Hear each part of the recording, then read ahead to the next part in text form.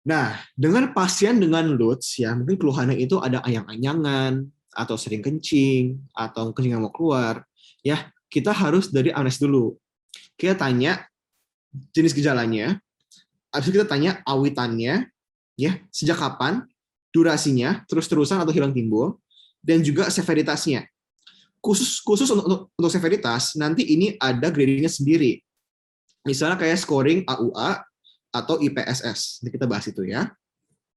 Nah, untuk ini kita juga harus menentukan pasiennya itu gejalanya itu predominan yang mana? Predominan yang voiding atau storage atau campuran. Kenapa harus dibedain? Karena pasien nanti DD-nya sendiri juga akan berbeda. Selain itu, kita juga harus menentukan riwayat pengobatan. Kenapa? Karena ada beberapa obat yang dapat yang menyebabkan gejala-gejala LUTS, ya, seperti antidepresan atau diuretik atau bronchodilator atau antihistamin. Tapi biasanya ya dengan obat-obatan gejala yang lebih sering timbul adalah gejala-gejala storage. Ya. Terus kita juga harus cari faktor resiko lainnya. Ya, kalau pasiennya ada predominant storage ya berarti urinary frequency ya, urgency ya. Apakah pasiennya ada keluhan neurologis lainnya? Terutama kalau pasiennya mungkin ada disfungsi erektil atau mungkin pasiennya ada kesemutan atau baal atau kelemahan anggota gerak bawah ya. Kalau ada kelemahan atau kesemutan, langsung kita diagnosis itu shift ya dari LUTS yang mungkin disebabkan oleh BPH, langsung kita harus pikirkan hal-hal yang lebih berat. Misalnya pasiennya ada mungkin kita pikirkan jangan dia itu sindrom conus medularis atau jangan-jangan dia itu sindrom cauda equina ya. Jangan-jangan pasien ada masalah di spinal cord-nya ya. Terus riwayat trauma atau penyakit saraf sebelumnya ya. Ini kembali ke neurologis ya. Kita harus cari tahu jangan-jangan pasiennya itu ada masalah yang lebih berat daripada LUTS sendiri. Terus jangan lupa, kita juga harus tanya mengenai riwayat penyakit sebelumnya. BPH, jangan-jangan pasien udah tahu dia itu ada di BPH. DM, ya karena DM itu neuropati, itu juga bisa bikin LUTS. Pasien ada nggak riwayat CA prostat atau CA prostat pada keluarganya, ya karena CA prostat itu juga bersifatnya herediter. Trauma uretra, ya pasiennya ada nggak dulu riwayat trauma sebelumnya, atau mungkin pasien ada riwayat uretritis sebelumnya, ISK berulang. Atau mungkin pasiennya ada nggak, kalau kencingnya ada berdarah nggak. Kalau kencing berdarah, pasti dada kita tuh ngarah kalau nggak ke batu, keganasan. Ya. Kalau uretritis dengan LUTS, dengan riwayat uretritis ya, jangan-jangan pasiennya ada struktur, takutnya. Ini juga ya, struktur. Juga riwayat merokok. Merokok itu dapat meningkatkan resiko BPH dan juga meningkatkan resiko CA prostat. Nah, sekarang ke PF. Untuk PF, jelas-jelas yang kita nilai adalah abdomen, ya, abdomen atas dan bawah. Abdomen dan pelvis. Ya, kenapa abdomen? Karena kita kan mau menilai sistem saluran kemih kan, dan itu dimulai dari ginjal, ya. Jadi kita juga mau menilai, ya. Selain kita mau menilai DDDD, kita juga mau menilai jangan-jangan udah ada komunikasi lanjut. Misalnya kalau pasiennya ada klinis BPH, tapi juga disertai dengan pembesaran ginjal. Jangan-jangan pasiennya udah ada komplikasi hidroureteral nefrosis, ya itu. Dan itu kalau ada itu pasti pasiennya udah ada masuk ke indikasi untuk riwayat untuk pembedahan.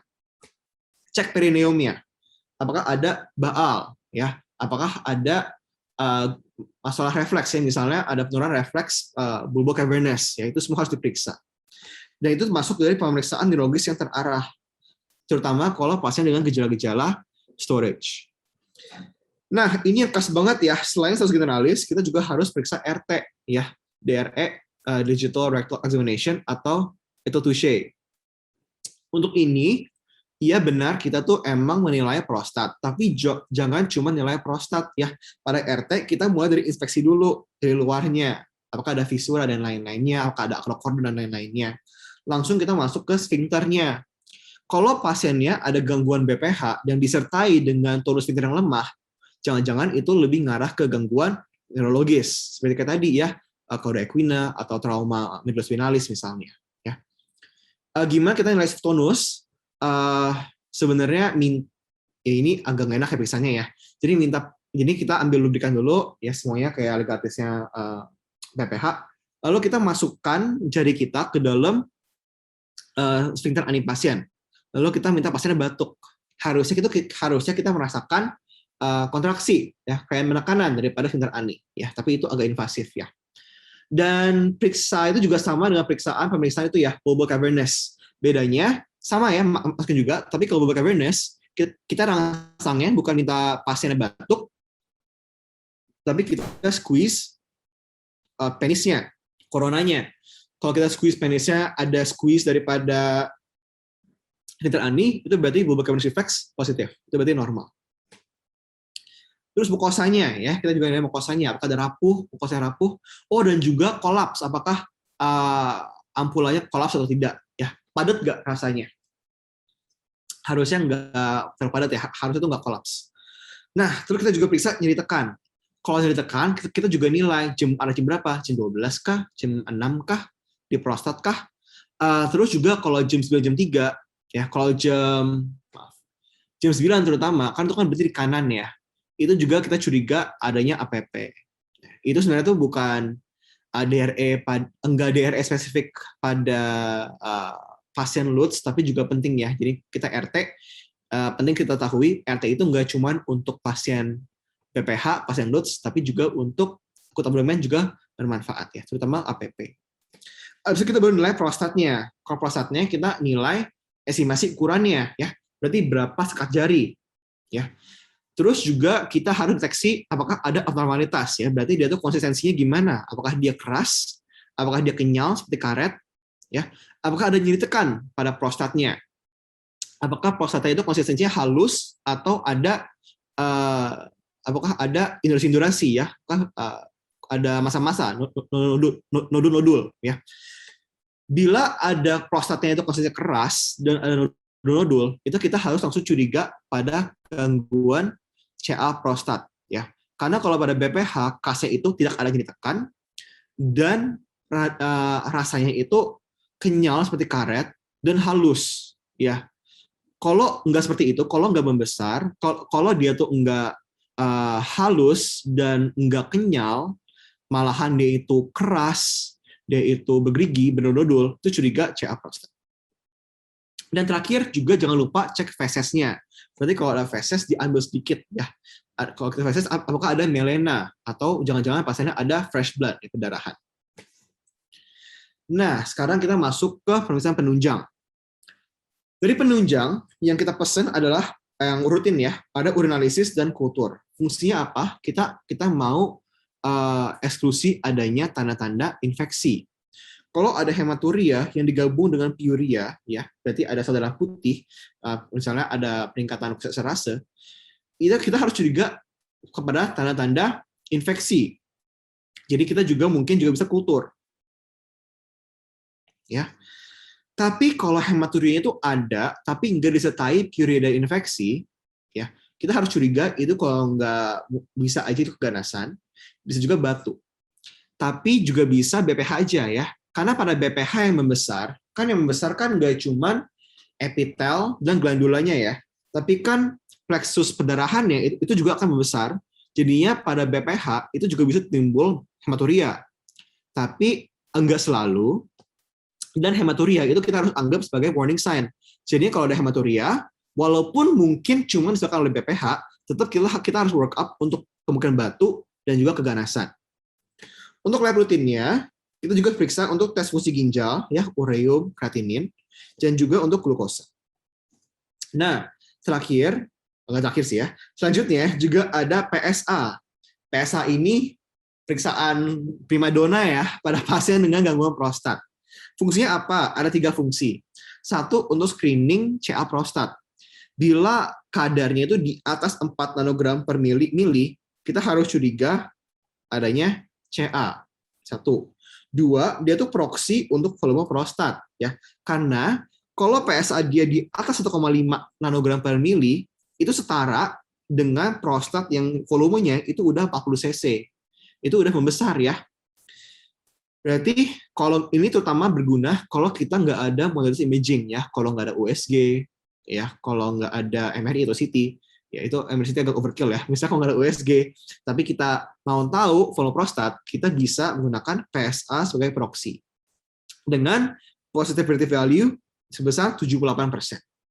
Nah, dan juga sebagai parameter sebelum kita inisiasi 5 ARI. Ya, nanti kita akan bahas mengenai obat-obatan 5 ARI. Itu misalnya itu kayak finasteride atau dutasteride.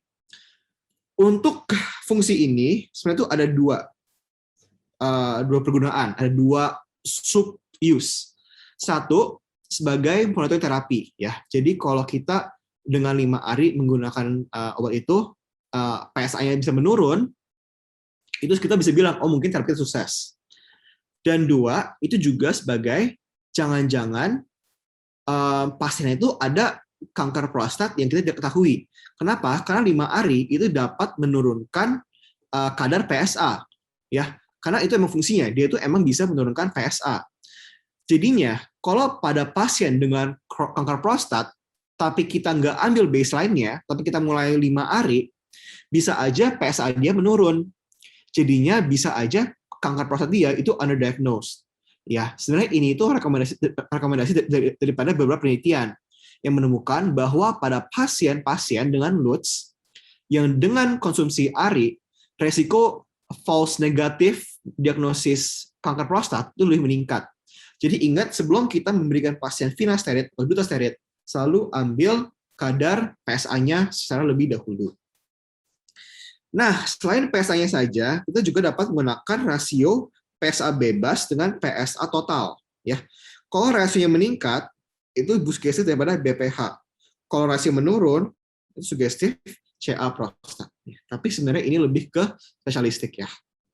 Nah, sekarang kita lebih ke penunjang yang menilai fungsi daripada fecalnaria, daripada mengontongkan kandung kemih. Jadi non-invasif itu adalah uroflowmetry ya. Kita mau nilai Qmax-nya. Apa itu Qmax? Qmax itu adalah maximum flow rate. Kalau Qmax itu udah 10 atau di bawah 10, itu udah memprediksikan bladder outlet obstruction sebesar 70%. Ya. Terus juga ada bladder scan dan USG. Fungsinya apa? Kita mau USG, kita mau lihat PVR atau voice void residual. Berarti abis kita minta pasien untuk mengosongkan kandung kemihnya, kita lihat di USG-nya ada berapa volume sisa cairan. Di atas 50 cc itu udah dianggap abnormal.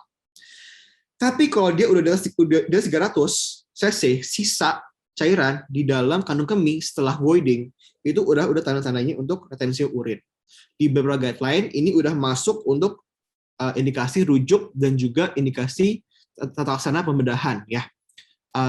Dan juga itu kalau kita mau fungsi suprabubik ya, itu juga udah masuk ke indikasinya. Terus USG transabdominal ya. Ini juga kita mau lihat anatominya, apakah ada obstruksi ya. Tapi dia itu enggak terlalu sensitif ya, karena kan ini kan lewat abdomen kan, ada lemaknya lah, ada struktur lainnya. Jadi kadang-kadang tuh susah memvisualisasi prostat. Jadi kadang-kadang untuk memvisualisasi prostat kita dapat menggunakan TRUS atau transrectal ultrasonografi ya. Kita USG tapi lewat rektumnya. Itu lebih bagus ya untuk melihat prostatnya. Tapi lebih invasif. Ini contohnya ya. Ini prostat. Itu juga bisa sistoskopi ya, benar-benar pakai kamera kita lihat ya. Ini tuh berguna ya kalau kita mau lihat struktur atau kita mau lihat kontraktur kandung kemih ya. Bisa ya, itu kalau kita mau kontraktur kandung kemih itu bagusnya lewat sistoskopi. Itu juga bisa pressure flow urodynamic studies.